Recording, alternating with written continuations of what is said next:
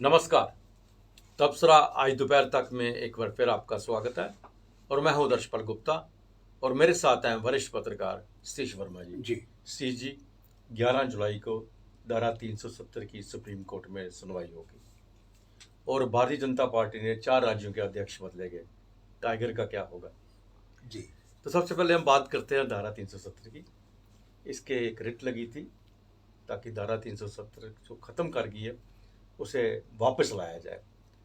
तो उसमें यहाँ के जो IAS ऑफिसर्स हैं, शाह फैजल काफ़ी जो चर्चा में रहे, वो भी एक पार्टी थे उसमें, और भी बहुत से थे जो पार्टी बने हुए थे। तो उसकी 11 जुलाई को जो डेट फिक्स हुई है उस पर सुनवाई होगी। लेकिन सबसे बड़ी बात जो चर्चा में इस वक्त सबसे बड़ी बात है, शाह फैजल जो पार्टी थे इसकी, उन्होंने सोशल मीडिया में आके कहा है कि मेरा अब इससे कुछ नहीं लेना देना, इस रिट के साथ कुछ लेना। 370 अब बीते दिनों की बात हो गई है, अब हमें आगे बढ़ना है, पीछे मुड़ के नहीं देखना है।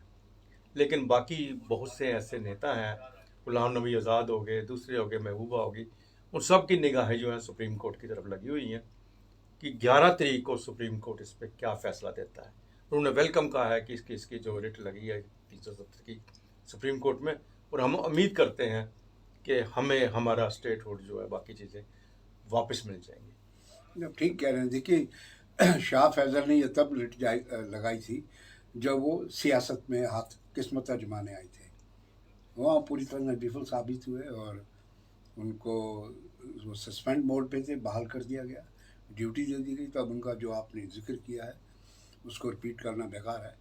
लेकिन उसमें याचिकाएँ कई थी। एक याचिका ये थी कि जो 370 और 35 है, इसको जो जिस तरह ख़त्म किया गया वो संवैधानिक तरीका नहीं था। दूसरा ये था कि एक विशेष दर्जे वाले स्टेट को आपने 2 यूटी में पुनर्गठित कर दिया। इन 2 विषयों को लेकर याचिका है। उसमें बहुत से लोग हैं, उसमें कश्मीर टाइम की जो अनुराधा भसीन है उनकी भी याचिका, बड़े लोगों की याचिका है। और हमें याद आता है कि पिछले दिनों महबूबा मुफ्ती और बड़े लोगों ने चीफ जस्टिस DY चंद्रचूड़ से एक गुहार लगाई थी कि बरसों से याचिका पेंडिंग है, उस पर सुनवाई की जाए, तो ताकि अदालतों में इकबाल लोगों का बना रहे। तो अब जो खबर ये आई कि 11 जुलाई को 5 सदस्यीय संवैधानिक पीठ, एक बड़ी पीठ है, वो इस पर सुनवाई करेगी। उसमें पहली प्रतिक्रिया कल महबूबा ने दी कि ये स्वागत योग्य कदम है, एक उम्मीद जगी है।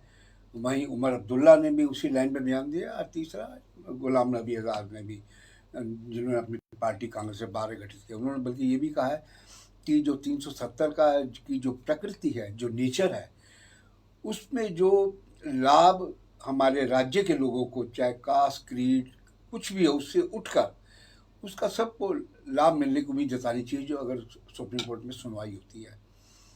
और उमर अब्दुल्ला ने कहा है कि हमें उम्मीद है इस चीफ जस्टिस से कि हमें इंसाफ मिलेगा, क्योंकि हमारे हक को खाया गया है। इस तरह से तमाम उन्होंने आरोप भी लगाया और उन्होंने ये कहा।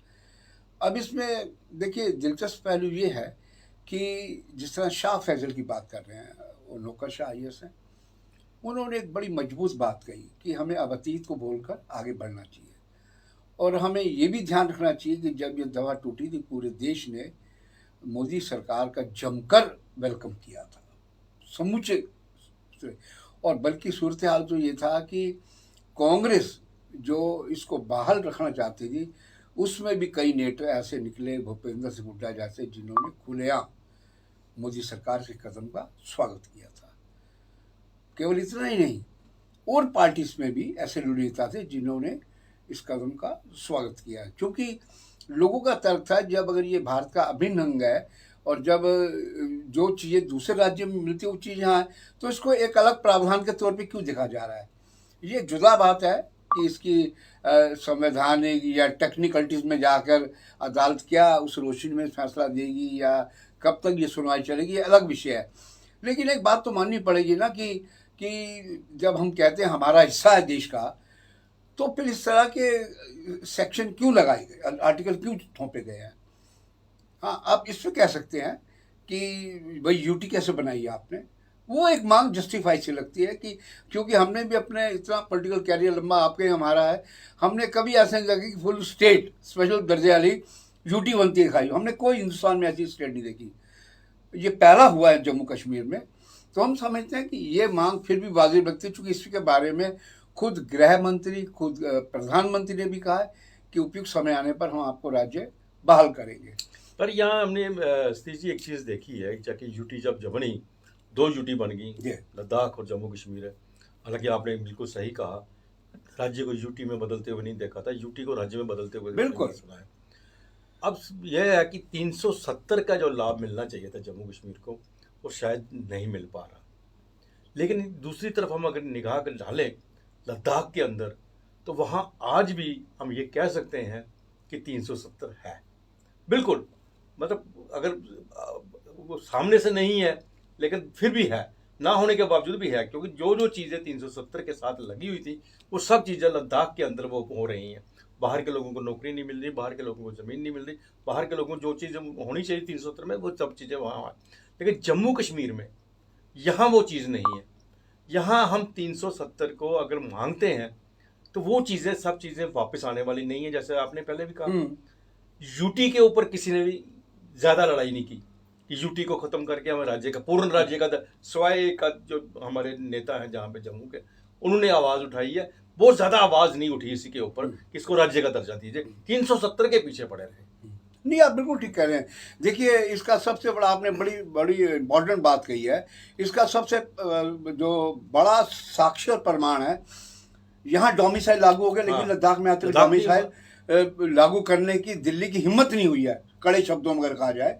और उसके बावजूद वो लोग पहले यूटी मांगते रहे हैं। हैरत तो ये है कि लद्दाख हमेशा से यूटी मांगता रहा, वो कहता रहा कि हमें जम्मू कश्मीर से अलग कर दीजिए, यूटी की डिमांड होती रही। आज वही लद्दाख कह रहा है कि हमें फुल स्टेट चाहिए, बिल्कुल, हमें 2 पार्लियामेंट चाहिए, कारगिल अलग, लेह की अलग, और उसके अलावा वो सिक्किम तर्ज की वो असेंबली भी चाहते हैं यहाँ, जो कि अब इस टाइम नहीं है। 4 विधायक थे उनके 87 की असेंबली में, हमारी जम्मू कश्मीर लद्दाख में, वो 4 विधानसभाएं खत्म हो गई। और उनकी डिमांड जो है वास्तव में ऐसी है कि आदमी का सिर चकर आ जाए। वो कहते हैं कि हमारा जल, जमीन, प्रकृति, इस पे किसी भी व्यक्ति का, रेस्ट ऑफ इंडिया का नहीं, इवन जम्मू कश्मीर के लोगों को भी वो बर्दाश्त करने को तैयार नहीं। वो कहते हैं सिर्फ लद्दाख की, चाहे वो कारगिल का हो या लेह का हो, उनको हक है। और यही वजह है, देखिए ना, ये बात को करीब अक्टूबर में ये वजूद में आ गई थी दोनों यूटी 2019 में, तब से लेके आज तक वो पेज फंसा हुआ है। बिल्कुल। और 4-5 मीटिंग हो चुकी है गृह मंत्री से, गृह सचिव से और गृह राज्य मंत्री से कि मसले का हल हो, लेकिन नहीं, वो आंदोलित है। और पिछले दिनों जब चुनाव हुआ, अब कारगिल का होने जा रहा है, जो ऑटोनमस काउंसिल है, लेकिन लेह का जब ऑटोनमस काउंसिल का चुनाव हुआ पिछले 2 साल पहले, तो बाइकआउट कर रहे थे। दिल्ली को परेशानी हुई, दिल्ली को समझ आया, उन्होंने फटाफट बुलाया उनको एश्योर किया कि हम तुम्हारी बात पर गौर करेंगे, आप चुनाव तो कराइए। अच्छा, उस चुनाव में बीजेपी को भारी नुकसान हुआ था। जो उससे पहले चुनाव बीजेपी जीत के आई थी पार्षद, कांग्रेस को 5 सीटें फालतू मिली। तो कुल मिलाकर देखा जाए, जो बीजेपी लगातार 2 बार लद्दाख में, पहली बार टुप्टिंग सेंग थे जो भाजपा के बाद में छोड़ दी उन्होंने। तो कहने का मतलब यह है कि ये एक बड़ा पेचीदा मसला है। अगर जम्मू कश्मीर में सुनवाई कुछ ऐसे फैसला आता है या इस प्रकार के संकेत मिलते हैं, तो उसका लाजमी तौर पर रपाकशन लद्दाख पे भी, सियासत पे जी। एक चीज़ और भी है साहब, कोई भी राज्य हो जी, जब उस राज्य की, वहाँ की जो स्थितियाँ होती हैं, उसमें अगर बाहर के आदमी को, राज्य के बाहर के दूसरों को उनका फायदा मिले, तो राज्य के अंदर बगावत शुरू हो जाती है। जी। अभी हाल ही में देखिए बिहार के अंदर, बिहार में उन्होंने कहा था कि अब नौकरियों के लिए जो शिक्षक हैं बाहर के 10% बाहर उसी को लेके वहाँ पे हंगामा शुरू हो गया। और जबकि बिहार के लोग सभी जगह जा रहे हैं। मतलब ये एक बहुत बड़ी चीज है, ये गलत है। ये हम कहते हैं ये एक गलत प्रकार के सेंटिमेंट्स हैं। ये विजिटेड पॉलिटिकल लोग, जब हमारा पूरा देश एक गुलदस्ता है, तो कोई भी कहीं जाके नौकरी, जैसे महाराष्ट्र में राज ठाकरे ने पूर्वांचलियों के लिए, जो उत्तर प्रदेश और बिहार के नागरिक हैं, जो वहाँ पर खोमचा लगाते हैं या टैक्सी चलाते हैं, जो छोटा मोटा काम करते हैं, उनके खिलाफ बड़ी उन्हें मार पीटाई और तमाम तरह की बातें कही। लेकिन कोई इनसे पूछे, महाराष्ट्र का आदमी भी तो बाहर जाके नौकरी काम धंधा करता है। अगर आप इस तरह की अगर लाइन छेड़ेंगे, ये तो देश तोड़ने वाली बात है। ये तो फिर पंजाब के का पंजाब से बाहर हो जाओ, हरियाणा के का हरियाणा से बाहर हो जाओ। तो ये जो सोच है, जो मानसिकता है, ये बड़ी घातक है। अगर हमने एक देश के रूप में अपने को स्थापित बनाए रखना है तो हम समझते हैं अगर हम 370 पर आए, क्योंकि लोगों को इसलिए उम्मीद लग रही है DY चंद्रचूड़ जो मुख्य न्यायाधीश हैं, इन पर कुछ इकबाल लोगों का टिका है आके, जो पहले चीफ जस्टिस रहे हैं, जिस प्रकार के फैसले होते रहे उनकी जमकर आलोचना हुई, उन पर किताबें लिखी जा रही हैं। नई दिल्ली में हमारे एक दो मित्र हैं जो जुडिशरी पे किताबें लिख रहे हैं। तो मैं समझता हूँ कि एक उम्मीद जगी है और अच्छी बात है। देखिए, आखिरकार आदमी जब सिस्टम से इंसाफ नहीं मिलता तो अदालत को रुख करता है, और देश की सबसे बड़ी अदालत को।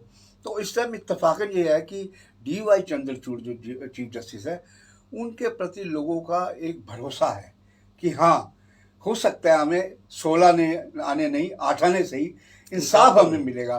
तो ये एक अच्छी भावना मैं समझता हूँ। और इसमें देखना दिलचस्प होगा क्योंकि 5 सदस्य ये बड़ी बेंच है कॉन्स्टिट्यूशन, इसमें खुद बैठेंगे चीफ जस्टिस DY चंद्रचूड़, और 11 तारीख को क्या होता है इस सबकी नजरें, मैं समझ सिर्फ जम्मू कश्मीर पूरे देश का विदेशों में भी पूरे सबकी नजर होगी कि आज चूंकि 4 साल बाद सुनवाई होने जा रही, तो बड़ी बड़ी रिटें आई, दबा दी गई, दब गई, जो भी वजह रही, लेकिन ये जब सुनवाई होगी स्वाभाविक तौर पर है कि इसकी जुम्बिश और इसकी हलचल ये बहुत जगह दिखाई देगी। CG भारतीय जनता पार्टी का मंथन चल रहा था बहुत दिनों से कि उनके जो प्रदेश अध्यक्ष है उनको बदलने की बात चल रही थी। अभी तक जो 4 जो प्रदेश अध्यक्ष जो है भारतीय जनता पार्टी के बदल चुके हैं, और अभी और भी बदलने हैं। मतलब कोई भी टाइगर जो है सामने आ सकता है, अभी को फाइनल नहीं हुए, क्योंकि ये अभी पहला है, लेकिन जिसमें हमें लग रहा है और भी 2-4 स्टेट ऐसी हैं जिनके अध्यक्ष जो हैं बदले जाएंगे। नहीं, बिल्कुल ठीक है। देखिए, 4 राज्यों को बदलेंगे, तेलंगाना है, हैदराबाद है, आंध्र प्रदेश है, आपका पंजाब है और झारखंड है, ठीक है ना। अब 4 तो बदल दिए। उसमें दिलचस्प बात यह है कि पंजाब का जो अध्यक्ष बना है वो तो कांग्रेस के अध्यक्ष रहे हैं, सुनील जाखड़, और ऐसे कई चेहरे हैं। कई बार बीजेपी नेताओं से, हम दोस्तों से बात करते हैं, वो कह रहे हैं ये तो कांग्रेस में बीजेपी हो गई, ये एक अलग विषय है।